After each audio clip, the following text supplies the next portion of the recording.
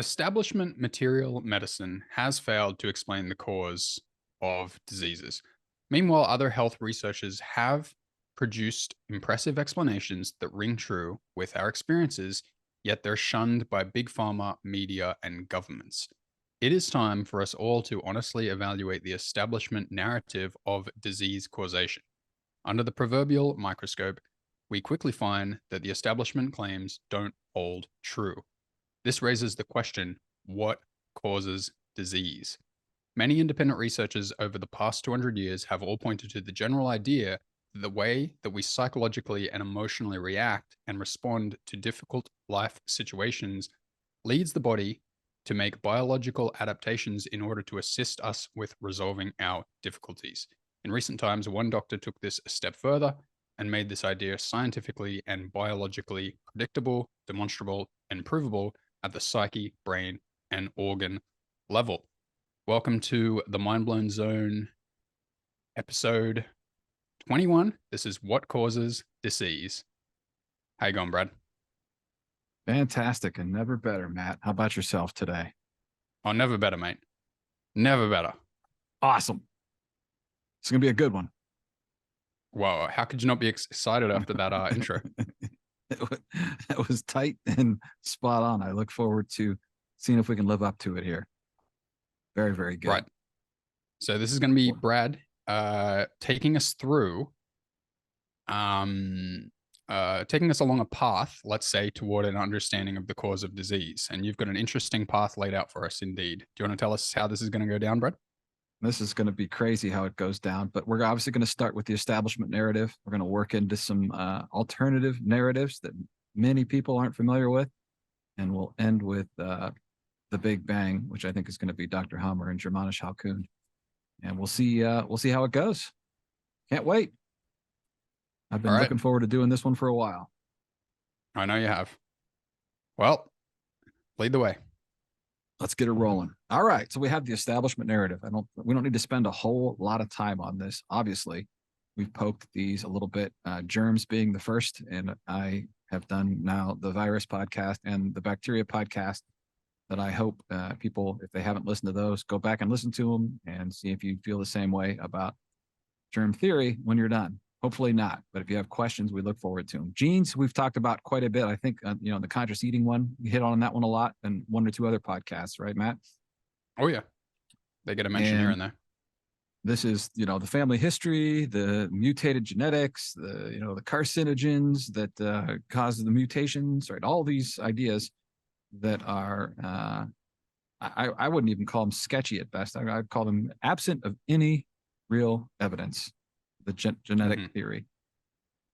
And by the way, it goes against a lot of what I'll enjoy reading and listening to as well, that we can change anything if we set our minds to it. So this idea that we're trapped in this genetic damage is a real limiting, fear causing notion. What's next? Toxins. Yeah, toxins. Right. This is very popular. Toxins, electricity, 5G is very popular with the terrain theory people today. And I've listened and read plenty on this over the years. And I'm always curious to see if they can make correlations between things like this toxin causes this disease, this 5G leads to this certain situation, or eating foods with labels on them and chemicals always leads to such and such, or this lifestyle, et cetera, right? That all these things lack any precision.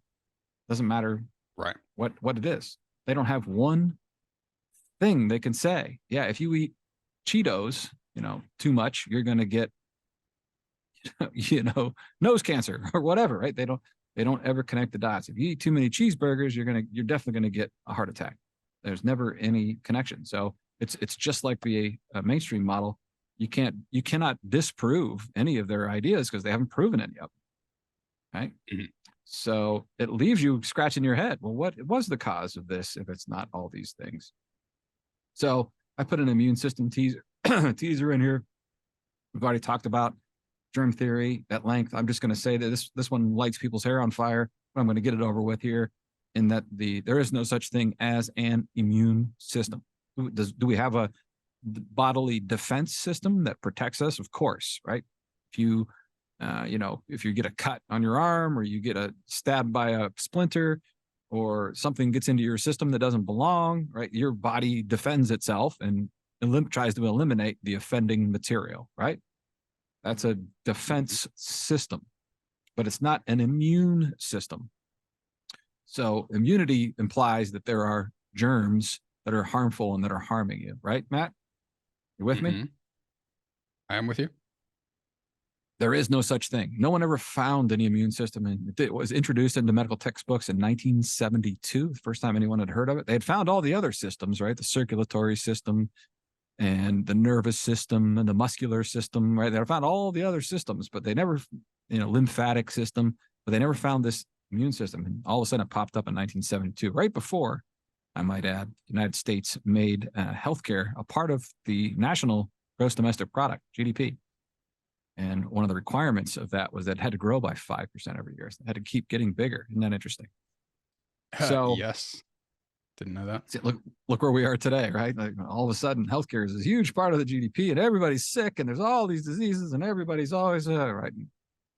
Get a sense of it. Anyway, I'm not going to spend time on this today. We'll probably do a podcast in and of itself, but with this idea of antibodies and killer T cells and all these different things, there's literally no proof of it, and I'll explain why another time. But I just wanted to tease that today. So I guess I wrote here, Wikipedia, they say that disease is the physical condition, disease.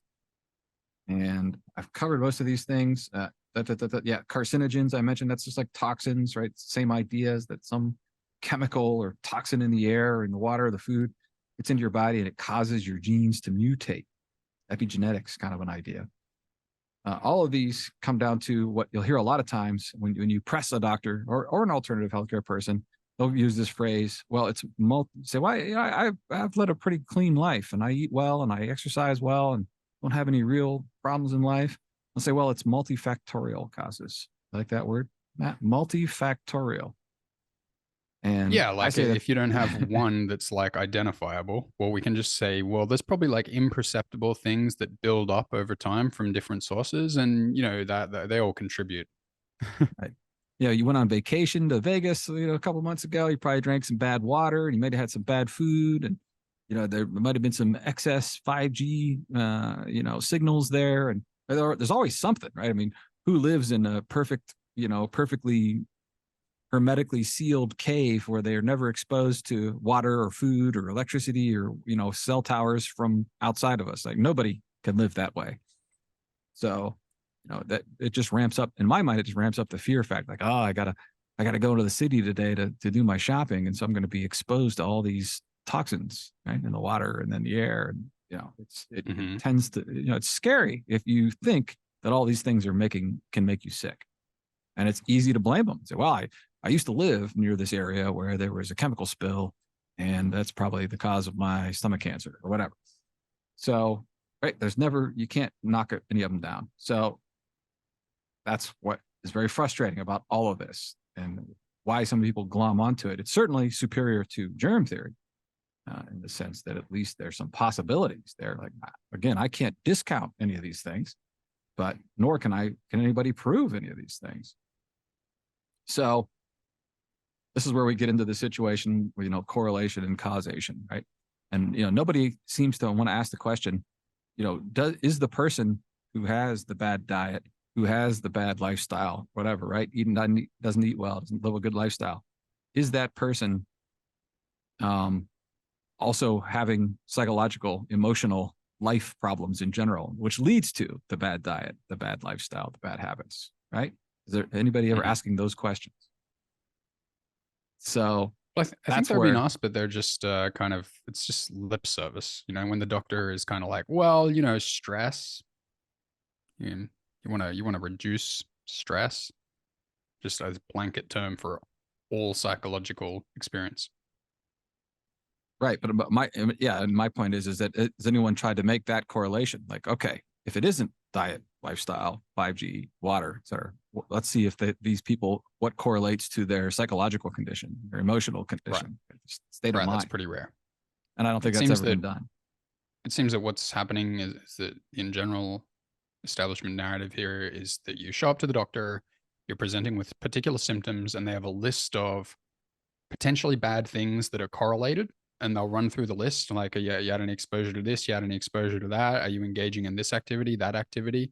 And you're like, tick that box, tick that box, tick that box. And they're like, yeah, it looks like you have had you are, engaged somewhat with these things that are correlated with the disease. So we can probably say that it's something to do with that that's caused it, right? That's where Right. they'll probably land you, right?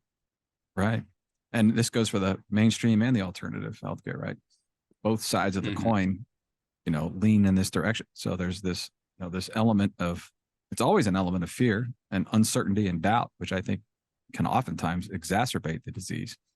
You don't know what caused your brain cancer or your multiple sclerosis or whatever. I don't know what caused it. Therefore, it's very frightening to go back to the where you live, or the food you eat, the water you're drinking, etc.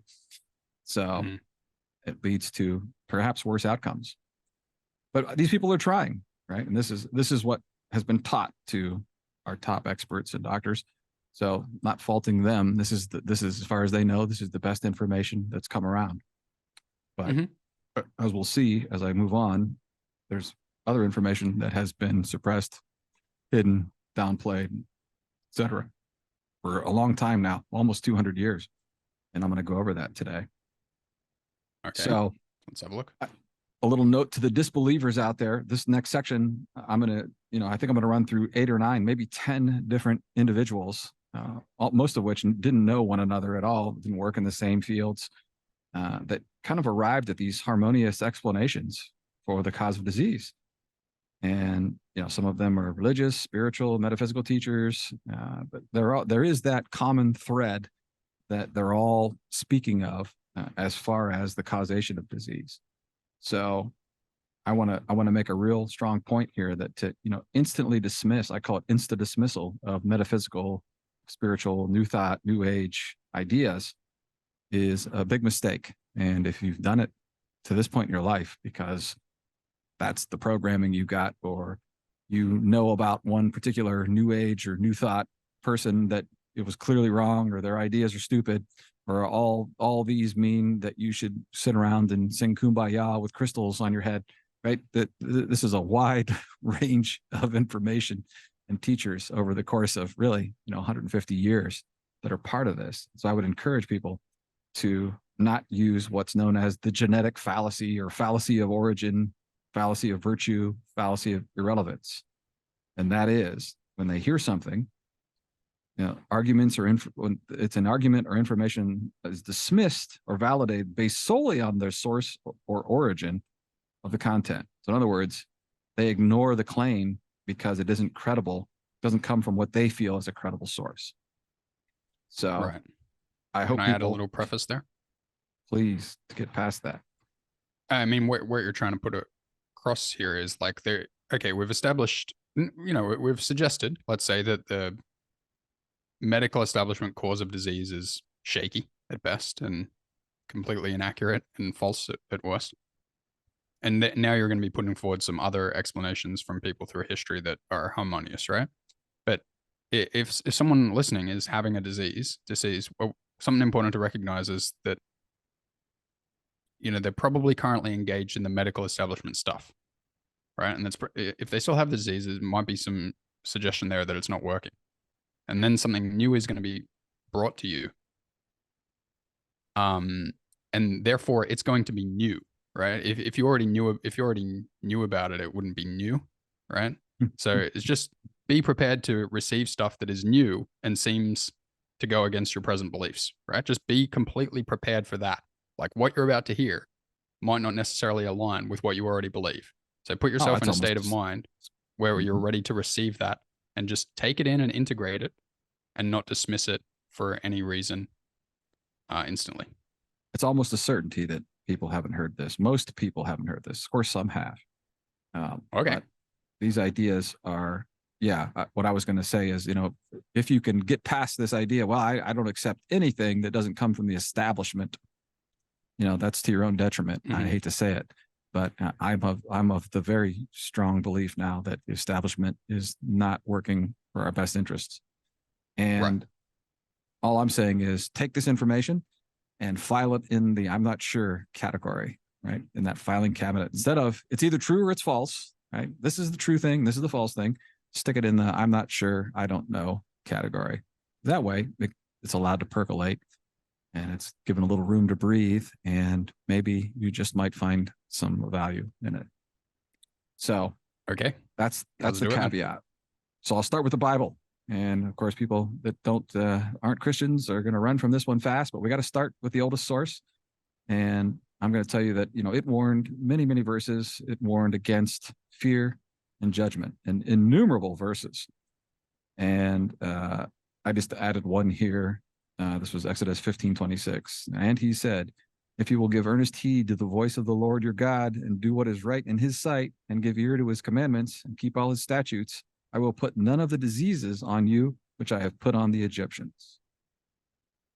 For I, the Lord, am your healer. So that sets a lot of people off. They don't like the talk. Some people, they love it, but we're getting at something here, is that these diseases are arising when we're breaking some rules, we're breaking some laws. And this is where I could come in and say, we did a little talk on a podcast on universal law a few weeks ago.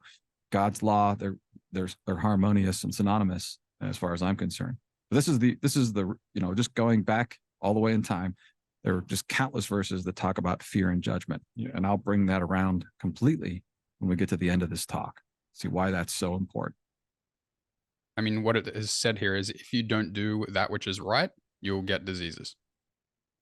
There you go. That's the quick summary of it. What's right and good, right?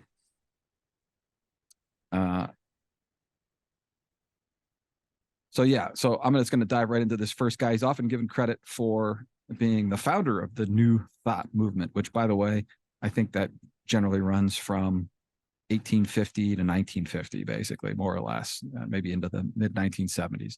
But there's a guy who went by the name of Phineas Parkhurst Quimby, often called Dr. Quimby. And he was really a metaphysical guy, and he wasn't a trained doctor. I only think he was finished his education in like 8th grade. Anyway, the main part of his career that I think that led to him becoming known as a doctor was he worked in this area of mesmerism. He became fascinated by it, hypnotism. And it's funny how this isn't very well known today. There are a few people that do it in the entertainment realm, and there's a few people out there, psychologists and so forth, that will do hypnosis to help you quit smoking or break a habit or something like that. But it's generally treated as nonsense. And I don't think it was nonsense at all. I think that Quimby got really deep into it and figured a lot of interesting things out along the way, trial and error. But he was basically going around New England back in, like the 1850s, putting on demonstrations. He would just kind of go from town to town and rent out, a church hall or something, and people would pay whatever, a quarter or a nickel to come in and watch him with his subject do all these things that was just seem impossible or implausible by hypnotizing somebody. So it was very interesting. So he did that for quite a while, and then it's unclear what happened to him for a few years. The next thing you know, he's telling people he can heal them. And this, of course, brings even more anger, hatred, and derision, obviously, especially from the Christians. But ironically, they're coming to him to get healed, and he's healing hundreds, thousands of people. And the method that he used was he wouldn't even talk to the person. He wouldn't ask them, what are you diagnosed with? What are your symptoms? Yada, yada, yada. He didn't want to know anything about what had come from the establishment. And so he would sit down with them, and he would use some of his hypnotism, mesmerism techniques to, as he said, he would feel what they were feeling is what he was able to do. He was able to actually get inside and feel what they were feeling. And oftentimes the person would say, you describe that better than I could describe it. You'd say, your head hurts when you lean over to the right. When the sun hits your eyes, it gives you, a sharp pain here. And, when your knee bangs this, and you just rattle off these things that people are like, that's exactly right. And he would then somehow know that the cause of that was this situation in their life that they were unhappy with. So we'll call it, a difficult life situation, something that they could not deal with. And this is what we'll talk about in the end here with the conflict shock with Dr. Hammer.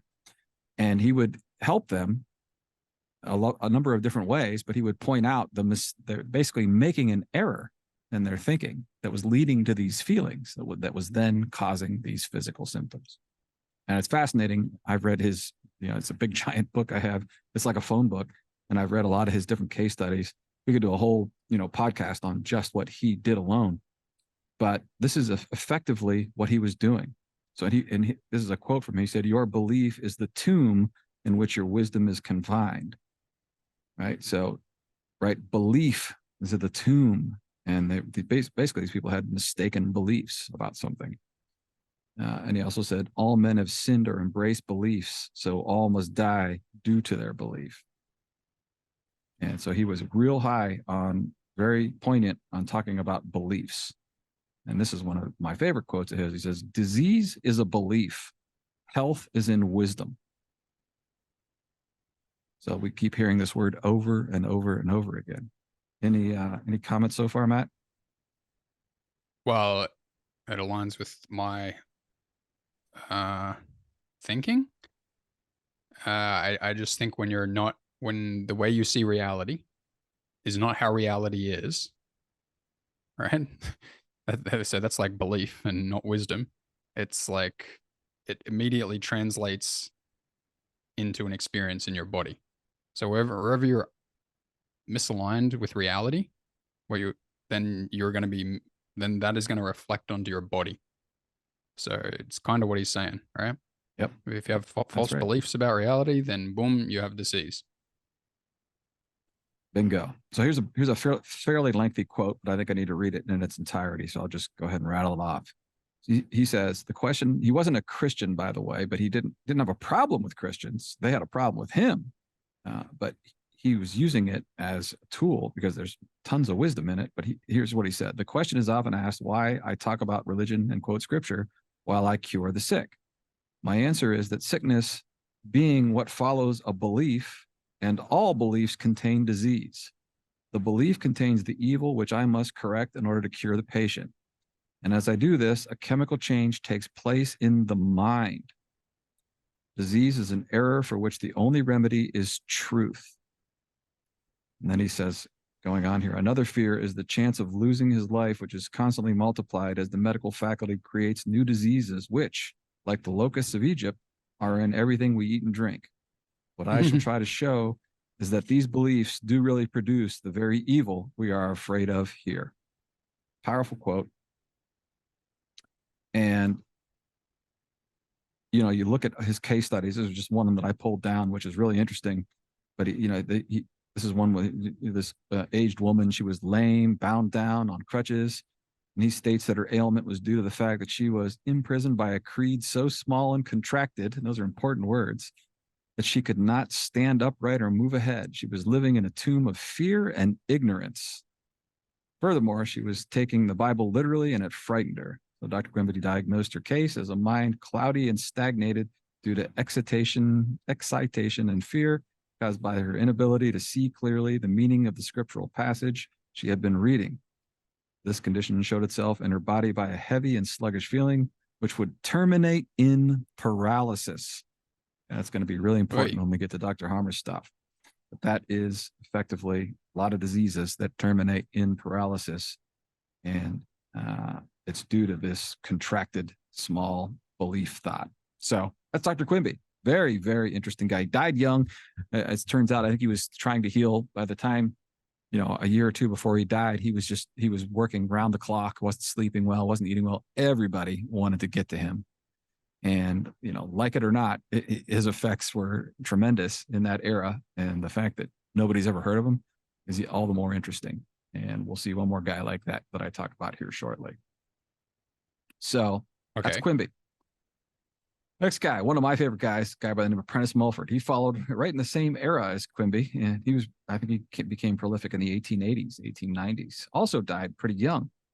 But I love him because his writing is clear, practical, relatable teachings. Doesn't come with any baggage. There's no religious dogma. There's no, you got to follow this or that sect. It's just straight up. Here's how to live life, and here's what mistakes you're making in life. Pretty much sums up Mulford.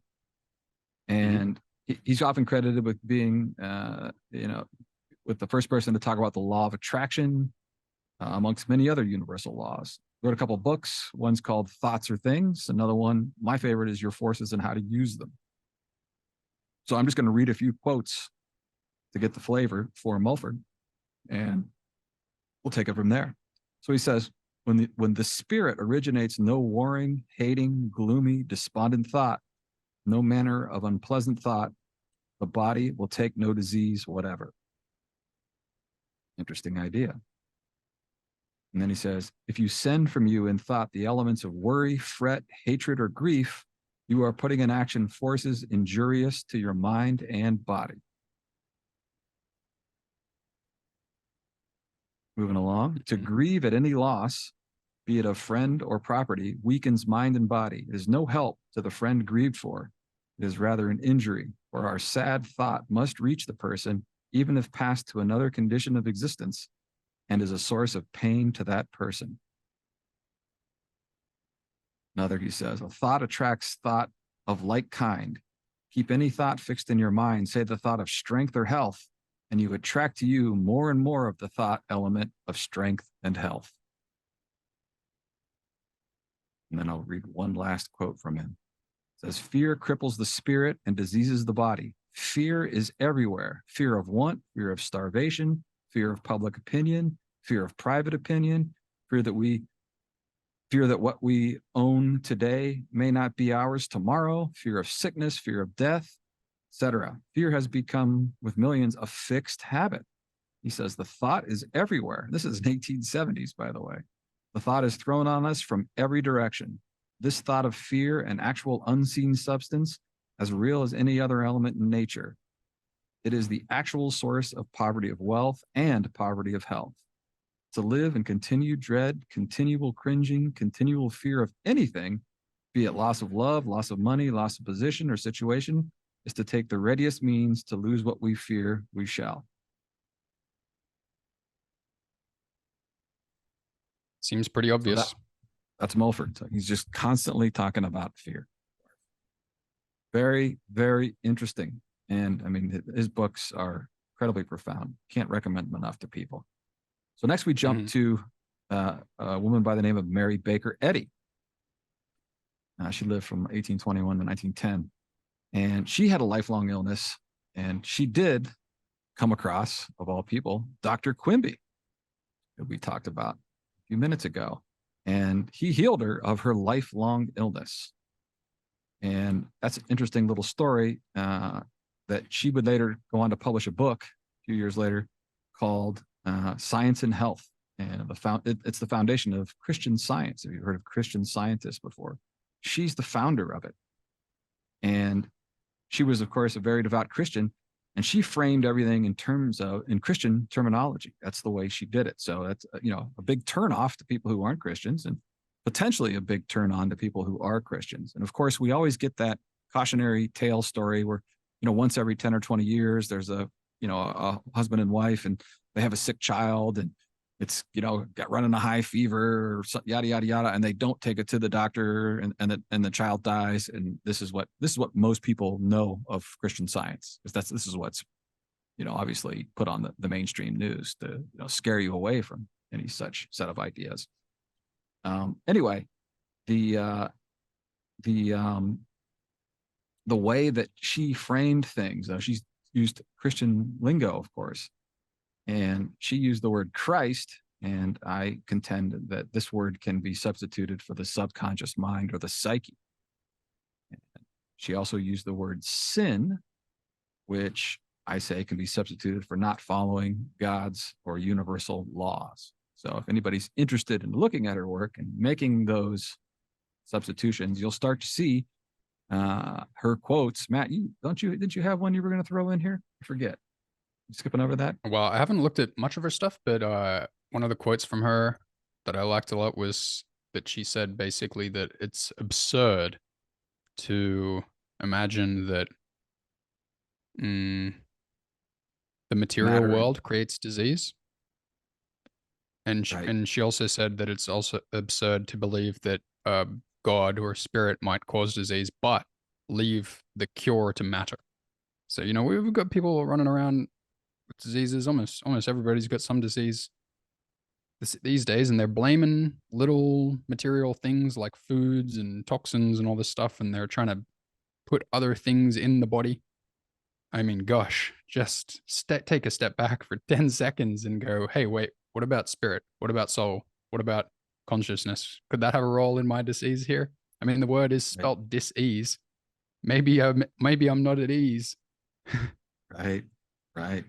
Yeah, that's her basic idea is it's that the cause isn't a material substance, and therefore the cure is not a material substance, right? Neither Right. one of those makes any sense at all in Christian Science. And she, in league with the rest of these people here, it's making a lot of sense.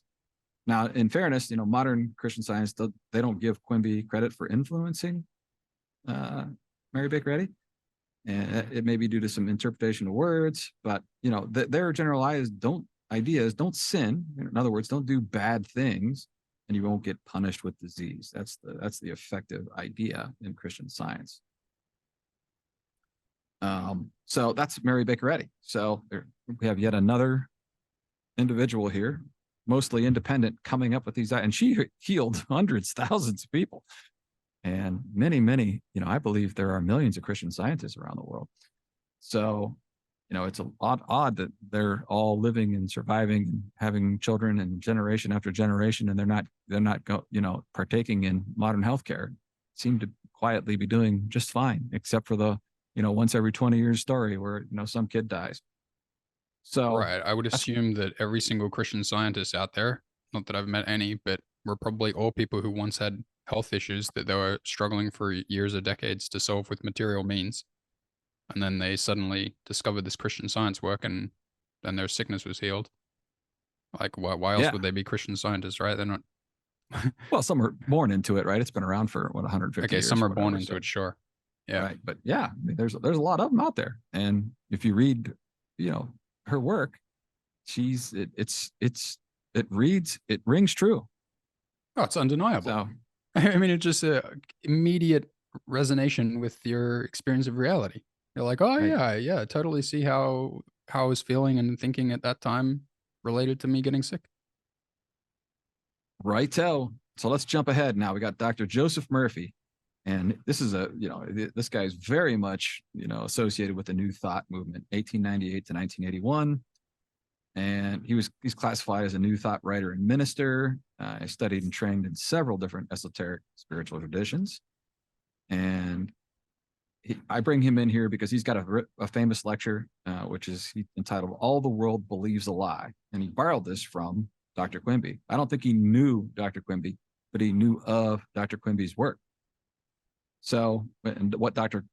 Quimby said way back in 1847 is, "So when I tell the truth, the world thinks I'm telling a lie." And what is the Oof. lie? The lie is that external things are causative for diseases. That's the lie. But Yep. everybody has been taught that it's the reverse, that it's some external cause, the reason that I'm sick. Hmm. So Murphy said, the truly scientific thinker, which would be metaphysical or spiritual science, this is what Mary Baker Eddy said as well, right? The only science is spiritual science. So the truly scientific thinker does not give power to the external world. He knows it's an effect, not a cause. And lastly, I'm going to do a lot of quotes from him here, but Murphy says, all dis-ease takes place in the mind. Doesn't mean there aren't physical symptoms that result, but the start is dis-ease of the mind. Excuse Right. me, And you disease can of the play around mind. trying to destruct the symptoms all day long. You can even completely eradicate them temporarily. Right. If you've still got the disease in the mind, it's going to form back immediately. Like when I used to have That's back right. pain, I would get some whatever treatment that would solve the physical symptoms, but then they would come back. And I thought like, well, there must be something that's still there. And I mean, what can permanently be there? I mean, well, the thoughts that I'm having, the feelings that I haven't processed, all sorts of Right. stuff like that. Exactly right. So here are a few quotes I'll rattle off. I just love some of the things he said here, but he said, the 4 basic personality difficulties are at the root of everything that goes wrong. in the subconscious mind. He attributed those to fear, hate, guilt, and inferiority, which is another way of saying self-judgment, inferiority complex. So we've got that fear and judgment coming at us again. He says that healing is due to a changed mental attitude or to a transformation of the mind. Very similar to what other people are saying.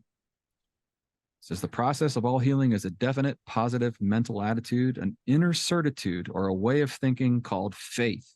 Healing is due to a confident expectancy, which acts as a powerful suggestion to the subconscious mind, releasing its healing potency. Pretty good stuff. Any idea that is emotionalized or felt as true will be accepted by your subconscious mind. He says, if you want a healing, for example, get silent, relax, breathe easily, immobilize your attention, think of the healing power within your subconscious mind, and affirm that the organ of your body is healing now. He said, that's all there is to it. Interesting enough, especially when we talk about the next guy. He says, as you do that, there must be no resentment or bitterness in your heart. You must forgive everyone. And this is one of the most important aspects of it. You can repeat this healing process 3 or 4 times daily. Remember that your subconscious mind made the body and can heal it also. And then this may be the simplest thing he said, which is everybody likes simple. Any method that causes you to move from fear and worry to faith and expectancy will heal. Anything that you accept as true and believe in will be accepted by your subconscious mind and brought into your life as a condition, experience, or event. That's so important. Anything that you accept as true and believe in will be accepted by your subconscious mind and brought into your life as a condition, experience, or event. Ideas are conveyed to the subconscious mind through feeling. So you don't, it's more than just thinking belief, it's a feeling that it's true. Well, that stuff's all pretty heavy. I mean, that's like, you could just read that few paragraphs there and that'd be enough for you to go on for years. Right? Yeah, I'm only putting this together just to show that there are a number of different people that have said these things over the years. It's not one obscure guy that came out of the woodwork and suggested these things. Anyway, I just identified something that as you were reading, it was some having the recognition that, see, it says here, remember that your subconscious mind made the body and can heal it also. Right. And I was just thinking, yeah, a significant barrier is the lack of belief that what people call the subconscious mind made the body. Right. So it's hard to believe that you can heal the body through your soulful or spiritual experience if you believe that the body just comes from matter, just comes from random chance matter. There's a disconnect there. Right. Oh yeah, tremendous disconnect. Right. Even though those materialist atheists will give some credit to the subconscious mind because Freud talked about it, for example, Freud the fraud, they won't give it any more credit than it's just this background mind that's hanging around, that's just kind of there, et cetera, et cetera. But this is the powerhouse of all of life. We've talked a little bit about this in the consciousness discussions, and they come up with this idea that there's a autonomic nervous system that's working just by sheer chemical factory motion. That's how everything works. But it's a bad position to be in. And that brings me really to the next person I wanted to talk about was Bruno Groening, the German guy, really interesting. 1906 to 1959 he lived. And he was basically in tune with a whole different world from a very young age. And he loved to go out in the wilderness. He said, the creatures would come up to him. They weren't afraid of him. He was just totally in harmony and tune with nature.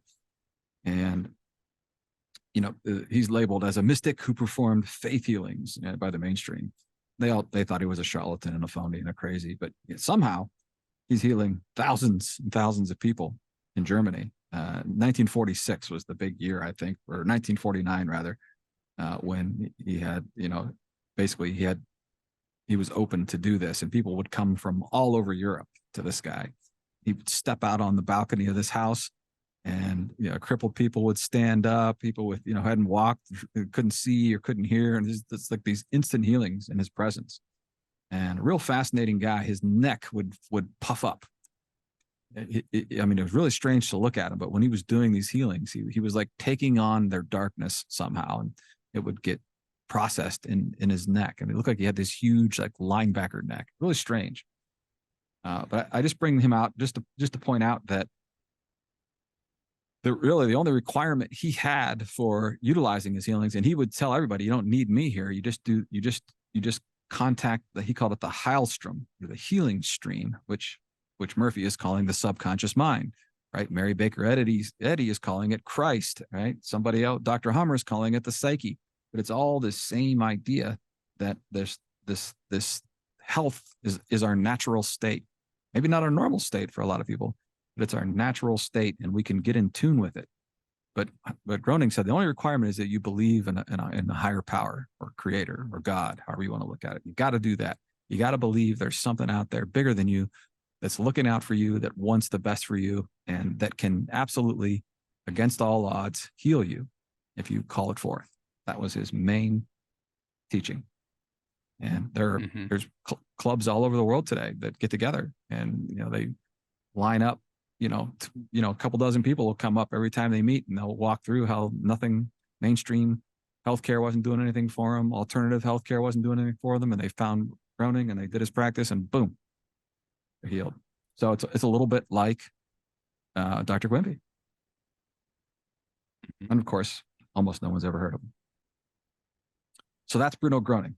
So next we jump to Jacques Martel. He's from Quebec. And I don't know much about him. I have his book and I've read it. And he effectively saying that, that disease is caused by emotions. Right? And he's into a whole bunch of different things. He's a therapist, a trainer, a Reiki master, a speaker. He wrote a book called The Complete Dictionary of Ailments and Diseases, and basically says there's a mind-body relationship with the manifestation of disease. So something happens in your mind, and that leads to the disease. So interesting book. There's a lot of similarities between what he says, what other people said, what Dr. Hammer said. Doesn't have anywhere near the precision or scientific things to back it up from Dr. Hammer, but he's on the same track. And again, that's why I'm talking about all these different peoples, to show that it isn't one person that came up with this or two that knew each other, right? These are people that didn't know each other and came up with these different ideas. Mm-hmm. Well, it seems so far, from what you've said, is that you'll have some experience, and if you make some fear or hatred or guilt or inadequacy out of that, then that is going to manifest in your body as disease, as what the mainstream medical establishment calls disease, right? That's so far what we've kind of, the general synthesis of the people presented so far, yeah? Yep. Mm-hmm. Sure. Right. And we'll jump over here to Louise Hay, which very much, right? She said there was a metaphysical, emotional cause of all disease, and she's very, very popular, certainly in the New Age movement. She lived from 1926 to 2017, had a pretty horrific childhood. We won't go into any of that. But she made the claim that she solved her illnesses through a dedicated regime of forgiveness for past transgressions against her, which transformed her life and informed her later missions and books. And she had many, many transgressions against her as a child, to say the least. Mm-hmm. Pretty horrific life as a child. So she wrote a little pamphlet in 1976. She called it Heal Your Body: The Mental Causes for Physical Illness and the Metaphysical Way to Overcome Them. So that's how she got her start. That became popular. She got a lot of followers. And then she later wrote a book in 1984 called You Can Heal Your Life. And I just checked this the other day, but there's over 50 million copies of that book sold worldwide. And she's actually a lot of metaphysical, spiritual writers right through. She has a publishing house now called Hay House Publishing. And, it's obviously for metaphysics, and it's pretty big, a couple hundred authors, I believe, right through that. So she made quite an impact. And I know quite a few people that think of that book as their Bible to understanding disease. And you can actually find online, there's a list of symptoms and, and diseases, and what she said the metaphysical or emotional cause was for those. And I looked through some of those, and many do align with Dr. Hammer's work. Now, it's not as precise, quite as precise as Dr. Hammer in a lot of cases, but pretty doggone accurate, to say the least. So that's the list of individuals that are saying this emotional, metaphysical, mental idea that these are what are causing our diseases. And not just a handful, right? I think that's 7 or 8 people that we've looked at here. Yeah, and also in terms of solution, they're pointing at the solution being the same thing, right? To reconfigure that higher self, or your connection to that higher self, right? Yeah, there you have to come to terms with situations in life, and this is what some people aren't willing to do, and that prolongs the sickness and ultimately leads to death. We go right back to right from the beginning, this fear and judgment problem. And I have to say it every time, I guess. Fear means a lot of different things: worry, concern, anxiety, stress, scares, frights, grief, right? It's not just abject terror is not fear, right? Yeah. All of these are adjuncts to the word fear. And judgment is hatred, blame, rejection, anger, vengeance, right? And self-judgment, the worst of them all, right, is definitely self-judgment, which is the longest list of diseases, according to Dr. Hammer. It falls into that self-judgment category. So as much as we judge the world around us, we tend to judge ourselves even more harshly. So yeah, so let's get over here. We're moving along nicely here. So I wanted to get to this this Yeshua or Jesus channeling. And this, I feel bad if people that are listening are Christians and they can't handle this part here, but it's so important to me. I had to include it.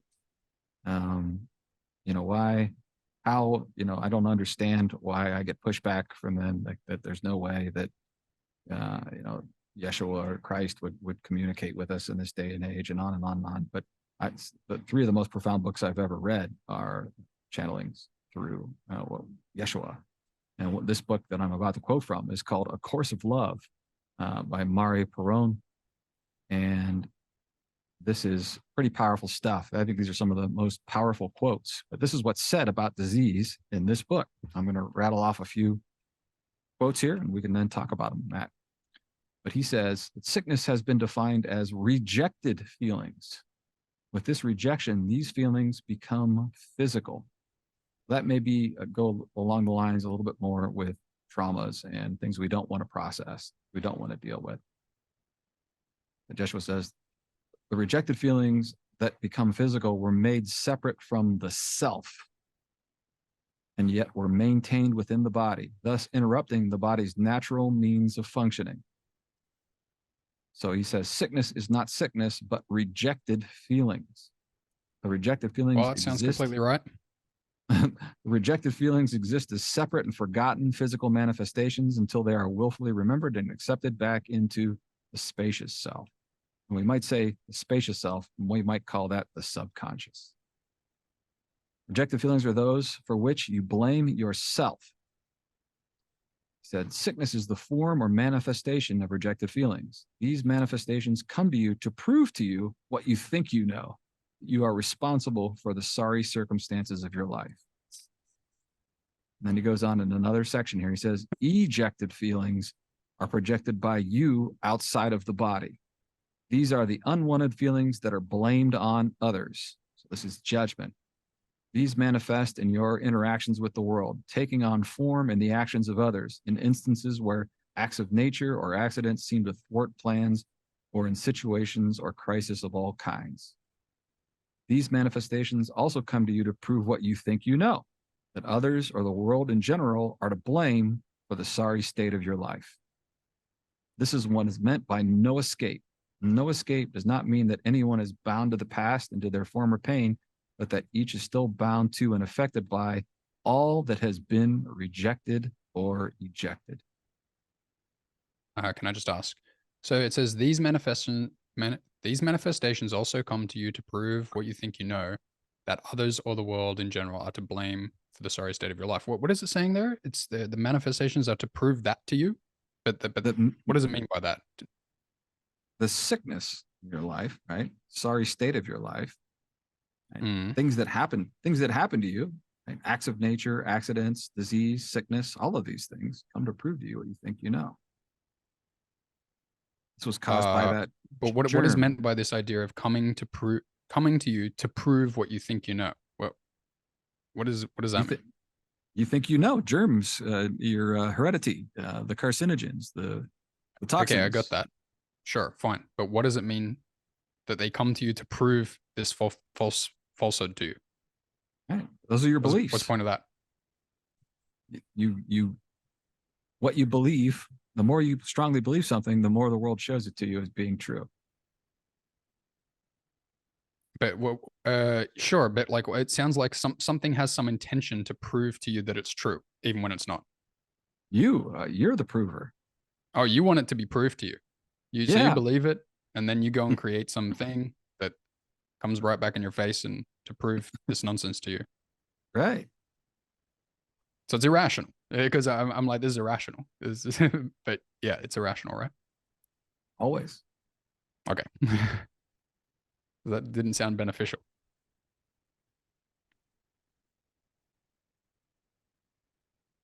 So here we go. I got a few more here. Illness is no longer observable once what was rejected rejoins the spacious self. Call that again, subconscious Right. mind, psyche, Christ. I think these are all synonymous. The illness was, but it is no more. Because it was physical, it came only to pass. Because the feeling that generated the physical manifestation was not physical to begin with. Right? Mm-hmm. It was not of the physical world. It returns to its non physical nature within the spacious self. Thus, it was not escaped, but reintegrated, a word that Matt and I like a lot, into the oneness Mm-hmm. of the self. So you either integrate or disintegrate, what we like to say, right? Fall apart if you don't integrate things. The reintegration is the process through which you discover this proof of the benevolence of your feelings and of the benevolence of the universe itself. So he says, if you respond with fear, you expel, project, and separate. If you respond with love, you remain whole. You realize you have no feelings that are bad. You embrace sadness, grief, anger, and all else you feel because these feelings are part of who you are in the present moment. What you expel is what you do not want to know. What you try to control is what you do not want to know. So, pretty interesting stuff. I just pulled a little section out of that chapter. But any Oh, thoughts it's so on well said. those? Right. That's Yeah, why. I mean, like this goes completely in line with like when I used to have back pain. It was just all these like forgotten and what does he say? Rejected, right? There were rejected feelings, and it felt. And as I was doing this like slow, gentle movements and stuff, it would feel like I found them in Mhm, my inside the muscles or something like that. So they were there, they mhm, were in the body, but they were rejected.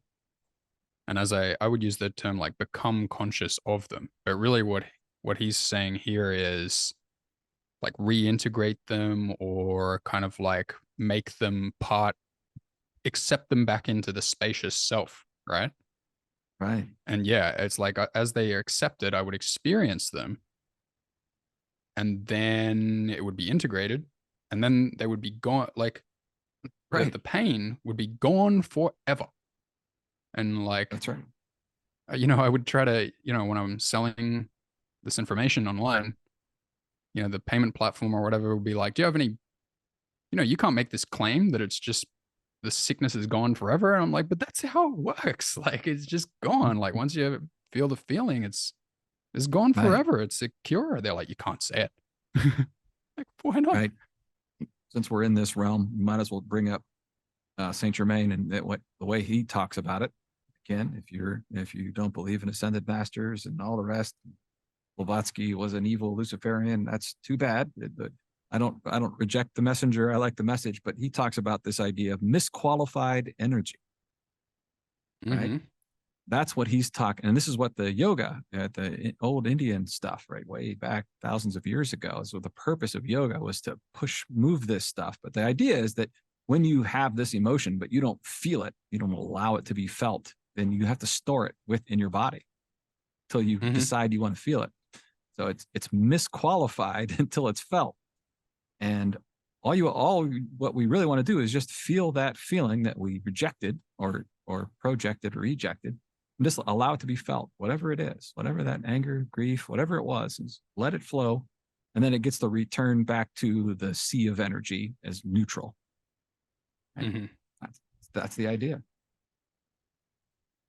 So that's some heavy stuff right there. And I just want to add to this before I think we call it for part one here, is that I've listened to it innumerable, what I'll call channeled resources. And again, I don't shoot messengers. I listen to the message and I decide. I'm the decider, as George Bush once said, on whether or not I choose to take it in or not. But I can't even count the number of different resources and books and messages and audios that I've read, seen, and heard over the past 15 years that all suggesting this idea that disease relates to emotional disturbances like fear, anger, guilt, shame, jealousy, hatred, judgment, blame, on and on and on. I've heard it 1,000 times now. And this gives you hopefully a good taste that this doesn't come from one person. This comes from many, I don't know, 7 or 8 people we talked about here today. And I am now, in part 2, we're going to talk about a man who figured this out scientifically. So there's no more, we don't have to fight off the genetic fallacy, woo-woo, I hate the source. We're going to talk about a real man who was a trained doctor and figured out some pretty remarkable stuff in part 2. Anything you'd like to add here to part 1 before we call a close to it, Matt? Well, I'll mention the 2 courses that we have that are just so in line with this stuff. I mean, we have a back pain course and we have a weight loss course. And they're both aimed at treating the problem in exactly the way we've just described, right? Like anything to do with physical pain or weight loss out there is all treated by that stuff we said at the beginning, the mainstream medical establishment stuff, where it's like caused by this external stuff, this matter. And well, it's just nonsense. I mean, like I had back pain for like 12 years chronically, just bouncing around different materialist modalities like chiropractic and osteopath and physiotherapist, blah, blah, blah, just waste my time. Eventually, you have your disease for so long, and then eventually the material stuff just cracks apart and you go and you accept this stuff that we're talking about into your life, and it just solves everything. So if you're ready to do that, okay, whatever you got back pain, get the back pain miracle. That's on the mindblowingzone.com. If you got weight, if your weight isn't your ideal weight, then get conscious eating, and we'll take you through these exercises where you get to come in touch with that, the rejected feelings and invite them back into your spacious self, as we said. And it just fixes it. It's just that simple. So conscious eating and the back pain miracle. Anything else to say on them, bro? No, I was going to say it is much simpler than we can even imagine. The question is, are you ready to accept this possibility? Right. That's all it takes. A little acceptance and you're on your way. No, I think you did a good job. We will. Well, if I can just add one more thing, after you make that initial acceptance that you're ready to do this in general, that you say, okay, I am ready to invite feelings, these rejected feelings back in, right? In general, then that just opens the floodgates. Then you're ready for it all. Then from then on in, day by day, you will continuously invite rejected feelings back in and disease will go away. All right. Fantastic. That's a wrap for part 1, and we'll look forward to everybody joining us to hear a little bit about Germanis Halkund and Dr. Hammer here in part 2. Thanks, Matt. Thanks, everybody, for listening. Okay. Thanks, everybody. Thanks, Brad. See you soon. All right. Bye-bye.